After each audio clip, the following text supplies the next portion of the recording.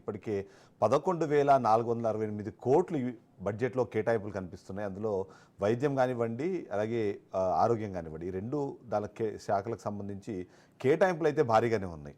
అంతేకాకుండా రాష్ట్ర ప్రభుత్వం కూడా వీటిని ఖచ్చితంగా అమలు చేయాలన్న ఒక సంకల్పంతో ఉన్న విషయం కూడా మనకు అర్థమవుతుంది. కానీ స్థానికంగా మనం వెళ్ళి అక్కడ క్షేత్రస్థాయిలో పరిస్థితులు గమనిస్తే మాత్రం డిఫరెంట్గా ఉన్నాయన్న అనుమానం అయితే ఖచ్చితంగా కనిపిస్తుంది. దానికి సంబంధించి కొన్ని మనకు ప్రూఫ్స్ కూడా దొరుకుతున్న సిచ్యువేషన్ మనం చూస్తున్నాం. ఒకసారి ఉమ్మడి ఆదిలాబాద్ జిల్లాకి వెళ్దాం. అక్కడ మెడికల్ ఆఫీసర్ ఎవరు సమయానికి అందుబాటులో ఉండటం లేదు. ఇక దీంతో చేసేదేం లేక రోగులు తీవ్ర ఇబ్బందులు పడుతున్నారు. కొన్నిసార్లు ఉదయం 11 గంటలు అయినా సరే వైద్యులు రావడం లేదు. కొన్ని చోట్ల పూర్తి స్థాయి సిబ్బందిని నియమించకపోవడం అన్నది మరో లోపంగా కనిపిస్తుంటే, ఇక సౌకర్యాల విషయానికి వస్తే ఆరోగ్య కేంద్రాల్లో ల్యాబ్లు సక్రమంగా పనిచేయడం లేదు. ఇప్పటికీ వైద్య పరీక్షల కోసం ప్రైవేట్ ల్యాబ్లను ఆశ్రయించాల్సి వస్తుంది. కొన్ని ఆరోగ్య కేంద్రాల్లో ఎక్స్రే, అల్ట్రాసౌండ్ వంటి ఆధునిక పరికరాలు లేవు. ఇక సామాజిక ఆరోగ్య కేంద్రాల్లో మందుల కొరత మరో ప్రధాన సమస్య. నిత్యం వచ్చే రోగులకు సరిపడా మందులు ఉండడం లేదు. దీంతో రోగులకు ఉన్న మందులే ఇచ్చి చేతులు దులుపుకుంటున్నారు డాక్టర్లు.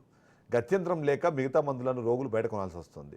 ప్రభుత్వ దవాఖానాకు వచ్చి టెస్టులు, మందులు వంటి ముఖ్యమైన సేవలు బయట నుంచి పొందాల్సి వస్తుంటే మరి ప్రభుత్వ ఆరోగ్య కేంద్రాలు ఎందుకు అంటూ ప్రజలు ప్రశ్నిస్తున్నారు.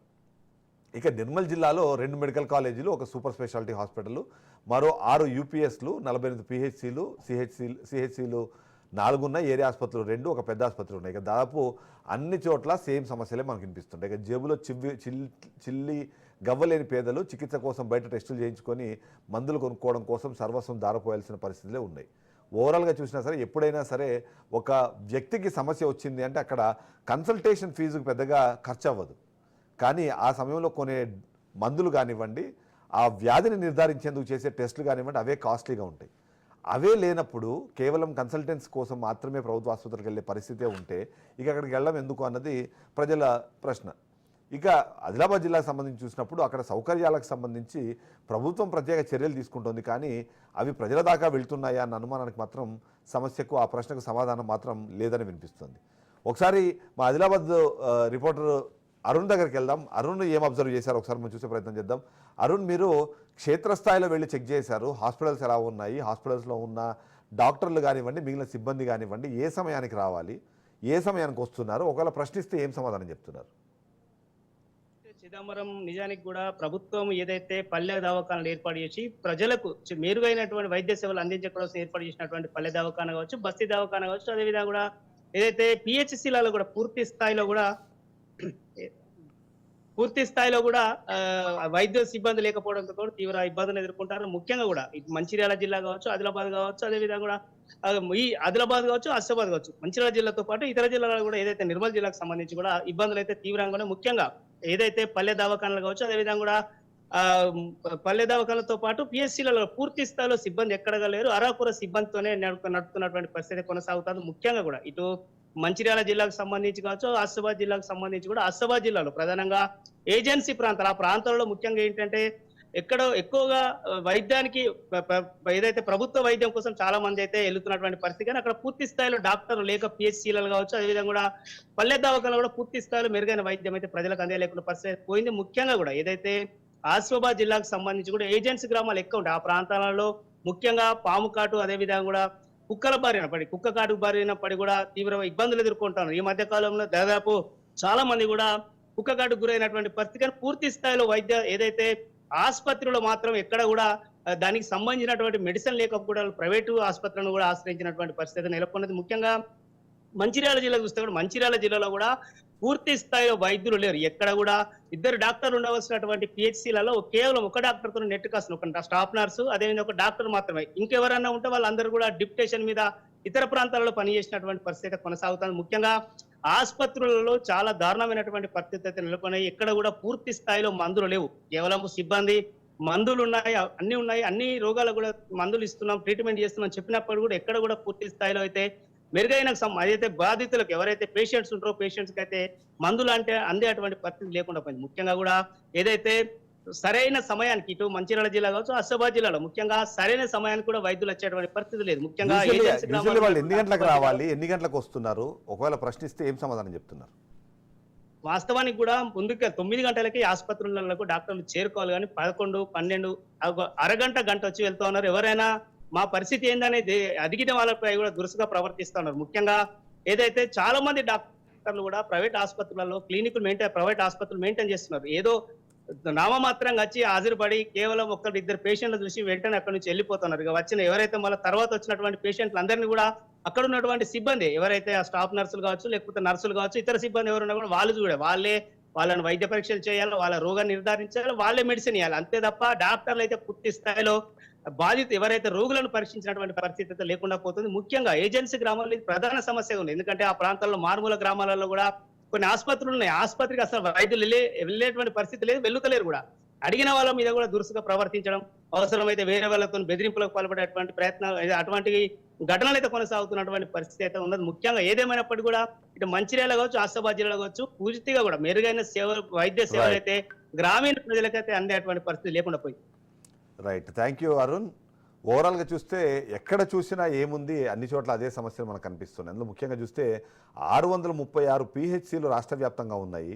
ఓవరాల్గా చూస్తే 17,000కు పైగా బెడ్లతో తెలంగాణ రాష్ట్రం అన్నది చాలా కీలకమైన ఒక రాష్ట్రంగా మనకు కనిపిస్తుంది. ఓవరాల్గా చూసినప్పుడు కూడా మిగిలిన రాష్ట్రాలతో పోలిస్తే మంచి సదుపాయాలే మన దగ్గర ఉన్నాయి. పిహెచ్సిలు అలాగే మిగిలిన అన్నింటినీ మనం గమనించినప్పుడు దాదాపుగా 17,358 బెడ్లు మనకి అందుబాటులో ఉండాల్సిన పరిస్థితులు. ఇవాళ అన్ని బెడ్లు అందుబాటులో ఉన్నా సరే అంతమంది రోగులు ఒకవేళ హాస్పిటల్కి వస్తే వాళ్ళకి సేవ చేయడానికి అవసరమైన సిబ్బంది లేరు అన్నది మనకు రెగ్యులర్గా వినిపించే ఒక ప్రశ్న. ఆ ప్రశ్నకు సమాధానం మనము వెతికే ప్రయత్నం ఖచ్చితంగా చేయాల్సిందే. రాష్ట్ర ప్రభుత్వం ఏం చెప్తుందో కూడా మనం చూడాల్సిన అవసరం మనకు అనిపిస్తుంది. ఓవరాల్గా చూస్తే రాష్ట్ర వ్యాప్తంగా ఇప్పుడు ఉన్న సిచ్యువేషన్లో చాలా చోట్ల ఎక్కువగా మనకు వినిపిస్తున్న సమస్య డాక్టర్లకు సంబంధించిన సమస్య. ఎక్కువ మంది డాక్టర్లు లేరు. ఉన్న డాక్టర్లు కూడా కొద్దిసేపు గవర్నమెంట్ హాస్పిటల్లో రెడీగా ఉండి వెళ్తున్నారు, కొద్దిసేపు అక్కడ హాజరు వేసుకుంటున్నారు. హాజరు వేసుకున్న తర్వాత ప్రైవేటు హాస్పిటల్స్ వాళ్ళకి సంబంధించిన క్లినిక్లు కానివ్వండి, వాళ్ళకి సంబంధించిన వాటిలో వెళ్ళి వాళ్ళు అక్కడ బిజినెస్ చేసుకుంటున్నారు అన్నది మనకు ఒక పాయింట్ ఉంది. సో అలా చూసినప్పుడు ఏంటి దాని మీద నిజంగానే ఒక ఏం జరుగుతుందన్న విషయం పైన నిజంగానే రాష్ట్ర ప్రభుత్వానికి తెలుసా? ఆ పైన అధికారులు ఎవరైతే ఉన్నారో వాళ్ళు దాని మీద కాన్సన్ట్రేట్ చేస్తున్నారన్న ఒక ప్రశ్న కూడా మనం వినిపిస్తున్న పరిస్థితుల్లో అసలు ఏం జరుగుతుందన్నది ఒకసారి చూడాలి. అయితే ఈసారి రాష్ట్ర ప్రభుత్వం మీద కూడా కొన్ని ఆరోపణలు ఉన్నాయి. ఎందుకంటే గత ప్రభుత్వంతో పోలిస్తే 2023, 2024కు సంబంధించి చూసినప్పుడు దాదాపుగా 32 కోట్లు తక్కువ ఇక్కడ అంటే దానికి సంబంధించిన కేటాయింపులు. ఎందుకంటే గతంలో ఈ ప్రభుత్వం ఏర్పడిన తర్వాత దాదాపుగా 11,500 కోట్లు వైద్య అలాగే ఆరోగ్య శాఖలకు కేటాయింపులు చేస్తే ఫైనల్గా వచ్చింది మాత్రం 11,468 కోట్లు మాత్రమే మెడికల్ హెల్త్కి చేస్తే, అంతకు ముందు సంవత్సరంతో పోలిస్తే దాదాపుగా 910 కోట్లు తక్కువ బడ్జెట్లో కేటాయింపులు ఉన్నాయని కూడా ఒక ఆరోపణ వినిపించింది. ఓవరాల్గా చూసినప్పుడు కూడా ఏంటంటే ఏదైతే నెంబర్ ఆఫ్ హాస్పిటల్స్ కానివ్వండి, ఆ సిబ్బంది ఉండాల్సిన పరిస్థితి కానివ్వండి, డాక్టర్లు ఉండాల్సిన పరిస్థితిలో అది ఉన్నదానికన్నా చాలా తక్కువ మంది ఉన్నారు అన్నది ఇప్పుడు మనకు వినిపిస్తుంది. ఓవరాల్గా చూసినప్పుడు కూడా ఇది రాష్ట్ర ప్రభుత్వం అయితే కొద్దిగా ఆలోచనలో ఉంది. ఖచ్చితంగా రాష్ట్ర ప్రభుత్వం కొత్తగా ఏదో చేసే ప్రయత్నం చేస్తుంది. బట్ అది పూర్తి స్థాయిలో ప్రజలకు అందుతుందా లేదన్నది అయితే ఒక ప్రశ్న మనకు కనిపిస్తుంది. ఒకసారి నిజామాబాద్కి వెళ్దాము. ఉమ్మడి నిజామాబాద్ జిల్లాలో ప్రాథమిక ఆరోగ్య కేంద్రాలు రోగులకు సమస్యలతో స్వాగతం పలుకుతున్నాయి. పల్లెల్లో అయినా సరే పల్లెల్లోని ప్రజలు సరైన సదుపాయాలు లేక నానా అవస్థలు పడుతున్నారు.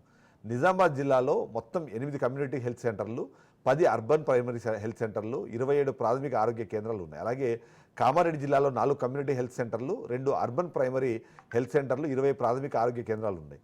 ఇక దాదాపు అన్ని చోట్ల ఒకే రకమైన సమస్యలు మనకు కనిపిస్తున్నాయి. ఎక్కడ చూసినా అవే సమస్యలు మనకు కనబడుతున్నాయి. ఎందుకంటే జబ్బుపడి ముక్కుతూ ములుగుతూ వచ్చే వారికి చీత్కార సత్కారాలు తప్పని పరిస్థితి కనిపిస్తుంది.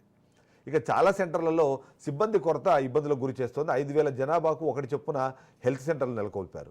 ఇందులో 2 ఎంబీబీఎస్ డాక్టర్లు, ఒక pharmacist, lab technician, staff nurse, వైద్య సహాయ సిబ్బంది, ఆశా వర్కర్లు ఇలా స్థానిక జనాభా ప్రకారం 25 నుంచి 30 మంది సిబ్బంది అవసరం అవుతారు. కానీ చాలా చోట్ల 10 మందికి కూడా సిబ్బంది లేని పరిస్థితి నెలకొంది.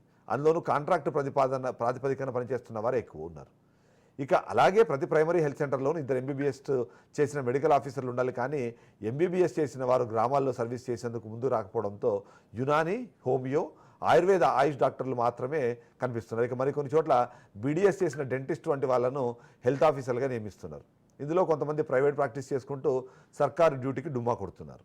ఈ ఆరోపణలు ప్రతి ఒక్కటి ఓపెన్ సీక్రెట్గా మనకు కనిపిస్తుంది. ఇక ఎల్లారెడ్డి, జుక్కల్ వంటి కేంద్రాల్లో రోజుకు రోగుల సంఖ్య పెరుగుతోంది. కానీ వైద్య సిబ్బంది కొరత ఉండడంతో పట్టించుకునే పరిస్థితి కనిపించడం లేదు. ఇక చాలామంది ప్రైవేట్ ఆసుపత్రులకు వెళ్తున్న నేపథ్యంలో స్థానికంగా మెరుగైన సౌకర్యాలు కల్పించేందుకు కమ్యూనిటీ సెంటర్లుగా అప్గ్రేడ్ చేస్తున్న అవి ప్రకటనలకు మాత్రమే పరిమితం అవుతున్నాయి. ఇక దీంతో ఆరోగ్య కేంద్రాల్లోని సిబ్బంది సైతం పని ఒత్తిడితో పాటు సరైన వైద్య సేవలు అందించలేకపోతున్నామంటున్నారు. దీనిపైన మరింత సమాచారం మా కిషోర్ అందిస్తారు. కిషోర్.